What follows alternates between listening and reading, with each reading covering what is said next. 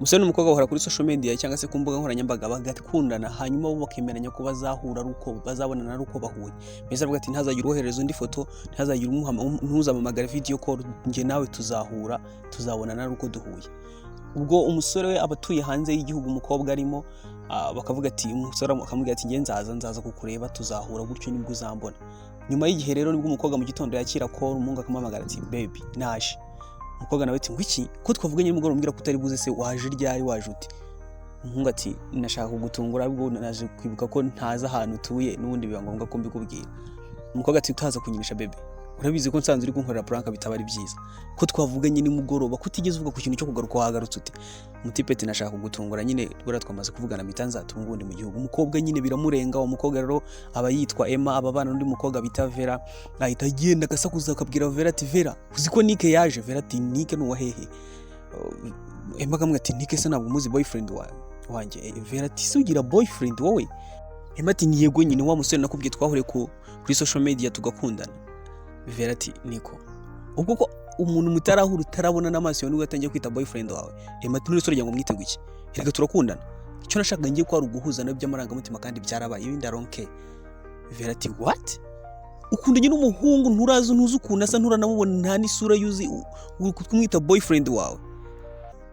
Emma ati ahubwo guess what, singe uri urote mubonye ndumva nasaza, wagombye kuba wishimanye nanjye. Vera ati oya ntabwo ari uko nguko pe. Emma ukundanye n'umusore amezi agera muri angahe? Emma ahita amuca mu ijambo ati amezi ane ukundanye n'umuntu utangiye kumwita boyfriend wawe? Ati cyane rwose. Ubwo aho ngaho bahita batwereka mu rugo rw'umusore, umusore amanuka ku ma escalier ariko ari kuza kujya gufata ibya mu gitondo hamwe na mama we. Mama ati siko nari ngiye kuza kukwirebera mu cyumba. Umusore ati mama ntabwo bizi wowe, numvaga impumuro y'ibiryo byawe iri kunsanga mu cyumba narindi, murago ndakomeza kuryama. Ati nari nimisenze urabizi ko nari nkumbuye ibiryo byawe. Umubyeyi ati Imana ishimwe bagarutse ubugiye kujya mbigutekera. Umusore ati nese mama ko ndiba wateguye amasahani 3 bimeze bite? Mama ati nuko tugiye kugira umushyitsi. Umusore ati ufite umushyitsi rero? Mama ati ni umukobwa bita Samara. Nese mama Samara nindi? Mama ati ni umukobwa w'inshuti yanjye bita Dora, namukubwiyeho mubwira ukuntu umeze, mubwira ko ushobora no kumukunda na mama wabiziho na ibyo bintu twabivuganyeho. Umusore ati nese mama uri gushaka kunteretera?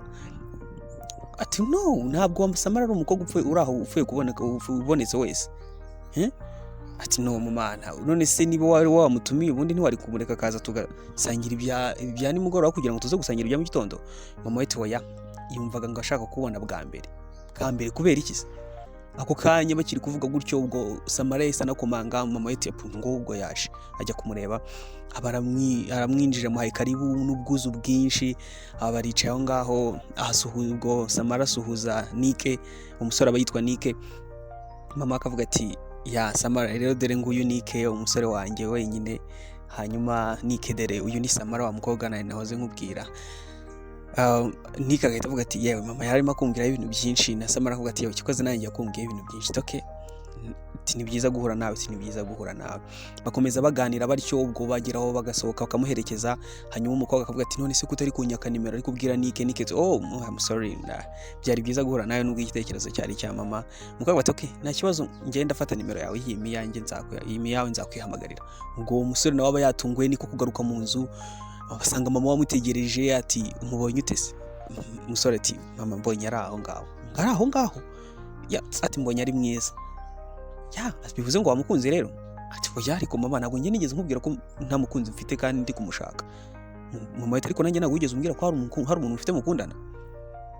Ati ariko wenda nuko nari mpura nawe ngo wenda mu introduce ngo mukubwira, ariko mfite umuntu. Okay ati actually mfite umuntu maze iminsi nitegereza nako mvugana nawe, nuko tutarahura nawe ariko nshaka kuzahora mu introducing. Actually twahuriye nyine ku mbuga nkoranyambaga, ahubwo ikintu gitangaje ntabwo ndahura nawe ngo tubarane ku maso. Mama ati ariko uri gukina iyo mikino urimo ni iyi kuki? ngenda mukunda uri kuvuga ngo uri gukunda n'umukobwa utazi rero? Papa mama musara aramubwira ati oya mama ibyo byihorere, reka mbanza abanze nkore n'umukobwa. Ubwo ko ngaho ako kanya umusore itajya mu cyumba agahamagara umukobwa akamubwira ati Emma nge ndumva ejo twazahura. Umukobwa ati ngwiki? aho se urumva twahura ejo? Umukobwa nyine abahangayitse, umutipe ati ya ndumva ngiye twahura ejo. Ati none se ko ndi kumva ahubwo wagira ngo ntabwo bishaka Emma. Umukobwa ati Nick, sinzi impamvu ndi kumva mfite ubwoba. Nick ati si ubwoba bw'iki? Ati nyine ngiye mfite ubwoba, ushobora guhura nanjye ntunkunde ugasanga wenda ntandukanye n'ukuri kuntekereza, nyine urumva mfite impamvu nyinshi zo guhangayika no kugira ubwoba. Nick aravuga ati urumva utari gutekereza cyane koko? Witekereza ko ibyo bintu uri kumva njyewe I don't care how you look, ntabwo nitaye ku kuntu usa, njyewe icyo nitayeho kinshishikaje ni ukukubona, wikwiriye gutekereza ko ibyo bintu byose. Aravuga ati umukobwa Emma ati sinzi impamvu ukiri kure, numvaga nshaka guhura nawe, numvaga nshaka kugira ngo ngukoreho nkubwire uburyo ngukunda, ariko ubu ngubu ndi kumva mfite ubwoba ntabwo nzi impamvu. Aravuga ati wowe witekereza ko ibyo ngibyo cyane, kandi njyewe abantu bakunda kumbwira ko ndi umusore mwiza, ubwo rero sinzi ibyo ngibyo ntabwo byaguhangayikisha. Umukobwa nyine ahita asekamo, arangiza akamubwira ati okay nta kibazo ndabyemeye tuzahura ejo.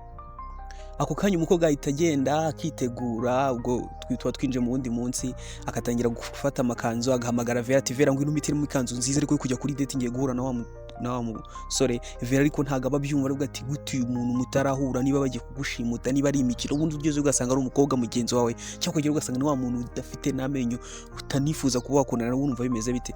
Umukobwa nyine urumva nta gahunda bafite, abashaka kugira ngo ace intege Emma. Hanyuma ikibaho yanga kumufasha gucagura ikanzu. Umukobwa akamubwira ati ni iyi ngiyi se? Vera akamubwira ati wapi, iyi ngiyi se? Vera akavuga ati wapi. None Emma agira akarakara akavuga ati none ndahitamo iyo nshaka. Hanyuma Vera akamubaza ati basi se niba wahatirije kujya ku iyo date, kujya gusohokana n'uwo musore, wamubwiye ukuntu ameze? Emma ati okay. Ati uwo musore rero ni umusore wa Godwin Adams, akaba n'umwana none wa Rachel Adams. Umukobwa Vera ati what? Hold on, uretse gake, uravuze ngo ni Godwin Adams uyu wapfuye ejo bundi? Yego, minisitiri. Ati ibyo ntabwo mbizi, ubwo ni Emma uri kuvuga atyo. Vera ati ubu ni minisitiri. Ati umva ejo bundi nahuye na mama we, na mama w'uwo musore nyine umugore wa minisitiri, yasaga neza mu kirori hose, abantu bari kuvuga ati ndeba umugore cyokoze wambaye neza, ikintu cyose yari yambaye cyari gihenze. None kumbwira ngo uwo musore yakubwiye ko se ari ise yapfuye kandi akaba yaritwaga Godwin Adams? Emma ati nibyo. None se Mati none se uramuzi uwo papa we? Ati ninde utamuzi se? Emma ati ngiye ntabwo nari muzi. Cye umukobwa aratungurwa, aratangara, harangije ubwo areka nyine Emma ajya kuri date, ajya guhura n'umusore. Hashije umwanya utari mutoya, Vera ari mu rugo, telefone yarasonnye, afata telefone aritaba, arangije ati what? Bigenze bite se? Muri he ubigenze bite? Accident, impanuka? Ako kanya bahise bahamagara Vera bamubwira yuko Emma akoze impanuka. Ako kanya bahise bamurangira ahantu ibitaro biri, aragenda yinjira ku bitaro, ahita ahura na dogiteri aramubwira ati mutwihanganire umurwayi wanyu yaje hano azanwa n'umuntu wamuzanye, ari umwana mwiza, yamwishyura amafaranga tumukora operation, ariko ikintu gihari nuko ashobora kuza kubura gutakaza ubushobozi bwo kongera kureba kubera ko yangiritse cyane, yangiritse ku bwonko. Vera bwo aratungura avuga ati ngo iki uri kumbwira ngo inshuti yanjye ntabwo izongera kureba, ntabwo igiye guhinduka impumyi, ntabwo iri buze kureba? Muganga ati nibyo impanuka yakoze yari kabije cyane, yakubise umutwe hasi, byangiza ubwonko, rero ntabwo turanzura neza ko adashobora kureba kubera ko agisinziriye, ariko buriya igihari nuko hari igihe bishobora kubaho ka atazongera kureba. Vera aratungurwa cyane, arababara, aravuga ati ibi ngibi ni ibiki? Ako kanya yinjira mu cyumba, yicara iruhande rwa Emma. Emma arakanguka, arangije Vera ahita ahaguruka aramwegera aramubwira ati Emma ati Vera ko ndeba turi mu mwijima wacanye itara. Vera ako kanya ahita amenya neza ko uwo mukobwa yakangutse, ariko akangutse atari kureba, niko gufata ikiganza amunyuza ku maso, ariko abona umukobwa nta kintu ari kureba. Aramubwira ati Vera kutari kuvuga ko turi mu mwijima wacanye itara? Turi mu mwijima, ko turi mu mwijima wacanye itara, kuki turi mu mwijima ungana gutya? Aravuga ati oya Emma tuza gatoya kanze mpamagare muganga. Emma ati muganga se umuhamagara muganga wo gukora iki? Muganga nese undi? Ako kanya Emma akiri kuvuga ayo magambo, Vera we yari yagiye kura muganga baragarukanye, araza muganga ati Imana ishimwe ugakangutse. Arangije muganga ati Emma Emma nawe ati muga ni ibiki byabaye kuki wundi ndi hano kuki ndi kumwe na muganga ati ngiye kunshaka kugusobanurira nyine uko byagenze. Ako kanya kimubwira ambwira ati ntabwo uzongera kureba wakoze impanuka.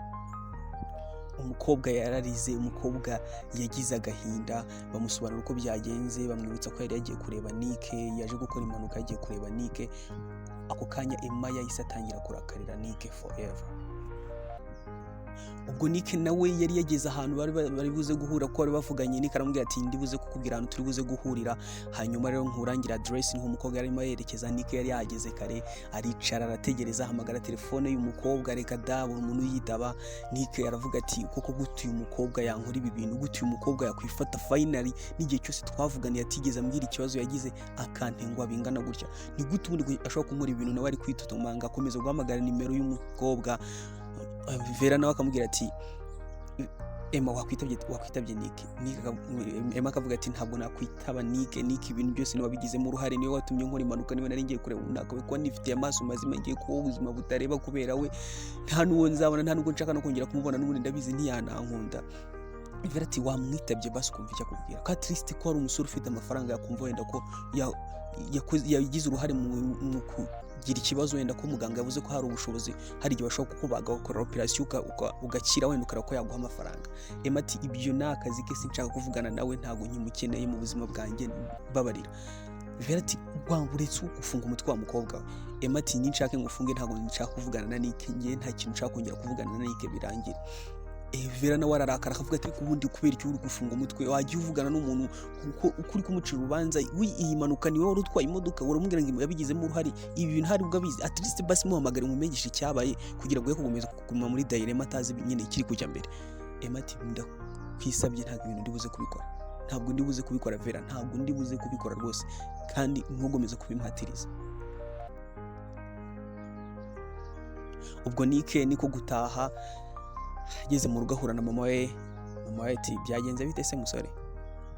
Ati ko mama can you imagine ko nageze uyu mukobwa ngamutegereza nkamubura? Mama we tamba nkubwira ati wa musore we, ngiye ikintu cyiza mba nzi cyiza, mba nkushakira icyiza, mba nzi icyo ukwiriye, kakuzanira Samara umukobwa w'umunyamategeko, umukobwa utarigeze utsindwa kesi n'imwe, kamukuzanira ngakubera umuguru kamwango ngo ugiye gushaka ngo abakobwa ngo hore nawe ku mbuga nkoranyambaga ngo yewe ngo sinzi ngo bameze bate. Wumvaga ibyo bintu bifite ishingiro?